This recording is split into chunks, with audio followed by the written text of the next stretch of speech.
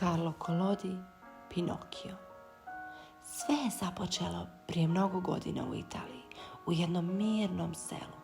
Tu večer u selo je stigao maleni cvrčak Pepito. Pepito je bio pravi svjetski putnik. Čim je stigao u selo, morao je pronaći mjesto gdje bi mogao noćiti. Bio je jako umoran i gladan. Cijeli dan je putovao. Lutao je dugim ulicama, ali nigdje nije primijetio upaljeno svjetlo. No, najednom ugleda jedino svjetlo koje je gorjelo u cijelom selu. Bila je to radionica drvodjelca Geppetta. Prišao je bliže kako bi bolje vidio.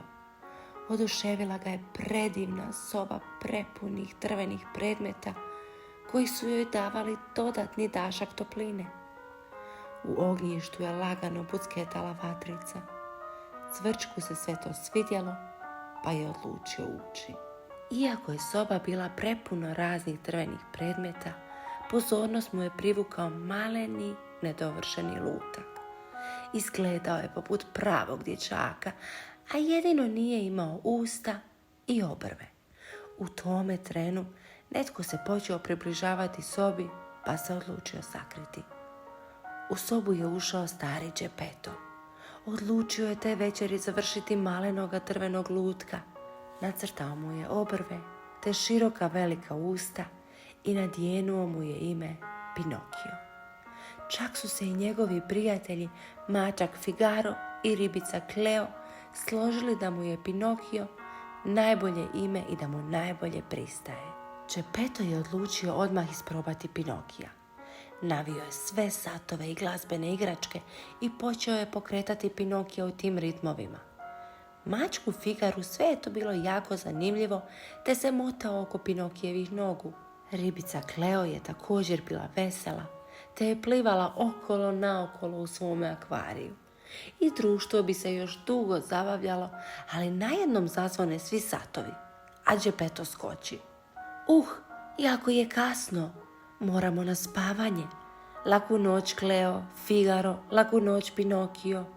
Kada su već svi čvrsto zaspali, Geppettovu radionicu ispuni plava svjetlost i pojavi se vila koja tihim glasom reče: Geppetto, toliko dobrote izlazi iz tebe i toliko si ljudi usrećio. Vrijeme je da i ti budeš sretan. Tada se približi Pinokiju i mahne svojim čarobnim štapićem. Pinokio, lutku od borovine, od sad ćeš postati živ. Ako budeš iskren i poslušan, jednoga dana postaćeš pravi dječak. Sve ovo u čudu je iz prikrajka promatrao cvrčak. Vila je odlučila upravo njega imenovati Pinokijevom savješću. On će naučiti Pinokija kako da razlikuje dobro i zlo. I dok je Pinokio polako oživljavao i čudio se kako može pomicati svoje ruke i noge, Vila mu je rekla da ga uvijek mora voditi njegova savjest. Nakon toga je nestala. Pinokio je bio presretan. Od sreće je i zaplesao što je probudilo Geppetta. Kada je sišao u radionicu, Geppettovoj sreći nije bilo kraja. Nije mogao vjerovati da je maleni drveni lutak oživio. Pinokio mu je na sve to ispričao kako ga je Vila oživjela, a Geppetto je zaključio kako konačno ima svog vlastitog dječaka. Sljedećega jutra Geppetto je ranije ustao kako bi Pinokija pripremio za školu. Dao mu je bilježnicu i jabuku, te ga je uputio kamo da krene. Rekao mu je da će tamo upoznati puno drugih djevojčica i dječaka s kojima će se uz učenje čak i igrati. Geppetto mu je mahao na rastanku, a Pinokio se žurio kako bi se što prije pridružio ostalima. Dok je trčao ulicama, čulo se glasno klopotanje njegovih nogu. No, na ulici su ga zapazile dvije lutalice, mačak Gigi i lisac pošteni John. Odlučili su smisliti plan kako da ga uhvate, jer su vjerovali da na njemu mogu puno zaraditi ako ga prodaju kazalištu lutaka. Zaustavili su Pinokija, tako da mu je lisac podmetnuo svoj štap pod noge, te su se predstavili. Kada je Pinokio rekao da se žuri u školu, lisac ga je upitao zašto bi išao u školu kada do uspjeha može stići na puno lakši način, preko glazbe, kazališta, a i na posljedku slave. Pinokija je zaintrigirala priča o kazalištu, te je odlučio čuti više o tome. Zbog toga se odlučio uputiti s poštenim Johnom i Gidijem u drugom smjeru. No, tada se pojavio Cvrčak koji se ljutio sam na sebe jer je na prvi dan svog zadatka zaspao. Kada je stigao, Pinokio je već odlazio sa sumnjivom dvojicom. Pokušali su ga uvjeriti kako je stvoren za kazališnu zvijezdu, a Pinokio je uživao u maštanju i potpuno je zaboravio kako je sada morao biti u školi. Kada su se susreli sa Strobomlijem, vlasnikom kazališta Lutaka, on je bio oduševljen. Odlučio je kupiti Pinokija, te je za njega dao Gidiju i Johnu punu vreću zlata. Odlučio je da će Pinokio već te iste večeri nastupiti, pa ga je krenuo uvježbavati za nastup. Bio je oduševljen što nema konce kao sve ostale lutke, te je vjerovao da će njegov nastup publika gledati s oduševljenjem. A to se i dogodilo. Te večeri publika je Pinokiju glasno pljeskala. Čak je i Cvrčak sam sebe uvjerio kako je vjerojatno pogriješio, jer je Pinokio očito stvoren za ovaj posao. Zaključio je da Pinokiju više nije potreban. Nakon što se predstava završila, Stromoli nije krio oduševljenje. Čestitao je malenom lutku na odlično obavljenom poslu, a i Pinokio je bio presretan. Jedva je čekao da dođe kući kako bi svoje veselje podijelio s Geppettom. No, tada mu je Stromboli uz podrugljivi smiješak rekao da on sada pripada njemu i da ne može ići kući. Na to ga je bacio u kavez i zaključao u kolima. Pinokio je tako postao njegov zatvorenik. Kola su se udaljavala, a Cvrčak u zadnji čas sazna što se događa, pa uskoči u kola kako bi pomogao Pinokiju. Pinokio je plakao, a Cvrčak mu je obećao da će ga što prije osloboditi. U to vrijeme Geppetto je već bio jako zabrinut jer se Pinokio još nije vratio iz škole. Odjenuo se, uzeo svjetiljku, pošto je već bio mrak, te je krenuo u potragu za njim po kiši. U kolima je Cvrčak pokušavao otvoriti lokot na kavezu kako bi oslobodio Pinokija, ali to mu nije polazilo za rukom. Prijatelji su bili očajni jer nisu imali ideje kako da ga oslobode. Tada ih je obasjala plava svjetlost. Pojavila se vila. Upitala je Pinokija zašto nije išao u školu, no što je on počeo lagati. Krenuo sam u školu, ali putem sam sreo veliko čudovište, imalo je zelene oči. Pinokio je sve više i više lagao, a kako je lagao, njegov nos je postajao sve veći. Cvrčak se s druge strane crvenio od neugodnosti jer je znao da je Pinokio cijelu priču izmislio. Kada je Pinokio ugledao svoj veliki nos, obećao je Vili da više nikada neće lagati. Ona mu je tada čarobnim štapićem vratila nos kakav je bio i prije. Pinokio i Cvrčak su tada ugledali otvorena vrata kaveza, te su trčeći pojurili prema selu. U seoskoj krčmi se sklapao novi posao. Gidi i pošteni John bili su oduševljeni svojom zaradom, a kočijaš im je predložio kako će još zaraditi. Trebali bi skupljati neposlušne dječake u selu, te ih odvoditi na otok uživanja s kojeg se više neće vratiti. Za uzvrat dobiti će još zlata. Kada su izašli iz krčme, ugledali su Pinokija. Iznenadili su se kada su ga ugledali, ali ponovno su ga htjeli prevariti. Kada je rekao da žuri kući ocu, John i Gidi su mu objasnili da ne može u takvom stanju doći pred oca jer bi se mogao zabrinuti. John mu je opipao puls, te mu je predložio da se odmori na otoku uživanja. Kada mu je uručio kartu, Pinokio je krenuo prema kočijašu.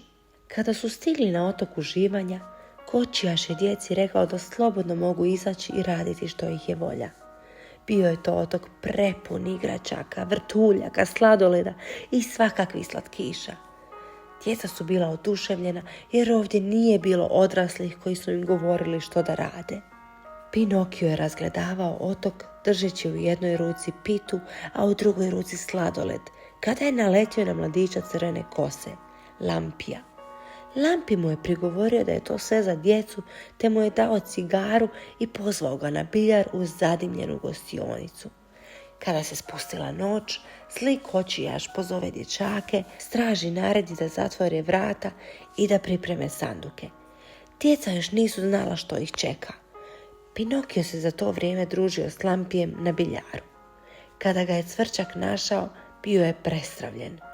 Brzo mu je objasnio da mora ići što dalje, jer nikada neće postati dječak ako će se tako ponašati. No, Pinokio ga nije htio slušati, te je odlučio ostati sa svojim novim, najboljim prijateljem. Kako je ljutito odlazio, Cvrčak je čuo dernjavu i njakanje. Pogledao je u tom smjeru i ugledao kako na brod ukrcavaju sanduke pune magaraca. Tada je čuo i kočijaša koji je spominjao rudnike soli. U tom trenu sve mu je postalo jasno. Dječaci su pretvoreni u magarce da mogu raditi u rudnicima soli kao robovi. Cvrčak je požurio nazad kako bi Pinokija spasio od zle sudbine. Kada se vratio, Lampi se već bio pretvorio u magarca. Pinokio je bio užasnut i nije znao što se događa. Lampiju su narasle duge uši, dlaka i rep. Cvrčak ga je u zadnji čas odvukao iz gostionice, a spas su potražili skočivši u more.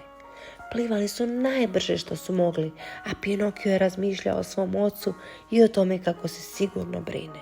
Kada su stigli do Geppetove radionice, sve je bilo mirno, a njemu nije bilo ni traga. Tada je golubica u Pinokijevo krilo spustila pismo u kojem je pisalo da je Geppetto otišao tražiti Pinokija, a u toj potrazi ga je pojeo kit monstro. Ipak, on je još uvijek živ i nalazi se na dnu oceana. Pinokio je odmah odlučio spasiti svog oca, pa je skočio s lidice u more. Prije toga zavezao je veliki kamen za svoj rep kako bi ga povukao što dublje. Za njim je skočio i Cvrčak. Dugo su plivali morem, a nitko od morskih stanovnika nije im htio reći gdje se nalazi monstro. Na njegov spomen svi su bježali i dok su već mislili da ga nikada neće naći, ugledali su ga. Bio je toliko velik da je Cvrčak zaključio da može progutati i cijeli brod. No Pinokija to nije obeshrabrilo, te je bio odlučan u tome da spasi svoga oca. Geppetto je bio tužan i gladan. U monstrovoj utrobi nije imao što jesti i bio je tužan bez svog Pinokija. Tada kit otvori svoja ogromna usta kako bi pojeo nove ribe što povuče i Pinokija. On se nije odupirao jer ovo je bio jedini način da mu se približi. U kitovoj utrobi bili su i ribica Kleo te mačak Figaro. Geppetto je pokušao doći do hrane pecajući štapom ribice koje bi kit pojeo. Kada je mislio da je upecao jednu golemu, ubrzo je shvatio da je to Pinokio. Kada su ugledali jedan drugog, bili su presretni te su se bacili jedno drugome u zagrljaj.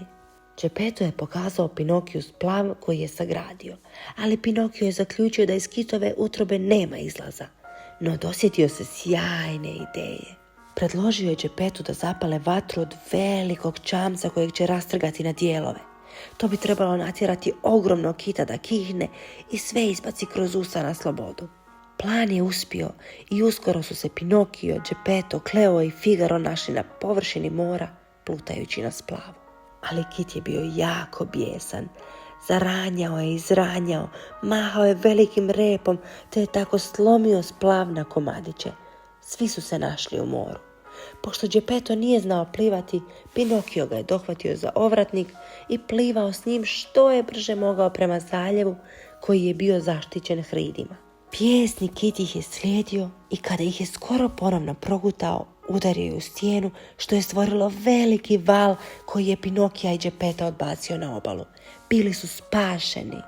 Kada se osvijestio, Geppetto se samo nadao da su svi dobro. Ugledao je ribicu Kleo kako i dalje pluta u svom akvariju. Mačak Figaro je bio pored njega na pijesku, a stigao je Cvrčak plutajući u boci. No, gdje je Pinokio? Cijelo društvo je krenulo u potragu, a uskoro su ga ugledali kako nepomično leži u plićaku licem prema dolje. Geppetto je bio očajan, te je nepomično glutka odlučio odnijeti kući i položiti ga na krevet. Jecao je kada se pojavila vila obasjana svjetlošću. Došla sam održati obećanje. Rekla sam ti da ako se dokažeš da ćeš postati dječak. Tada mahne svojim štapićem i naredi Pinokiju da se probudi. Pinokio odmah oživi i uspravi se. Zadovoljno je promatrao svoje nove ljudske ruke i noge, te kada je shvatio da je postao dječak, skoči Geppettu u zagrljaj. Geppetto je bio presretan, zagrlio je malenog dječaka, te su zajedno plesali. I Cvrčak je bio zadovoljan svojim poslom. Zaključio je kako je njegov zadatak gotov. Sretno se udaljio ususret novim pustolovinama. Čića mića, gotova je priča.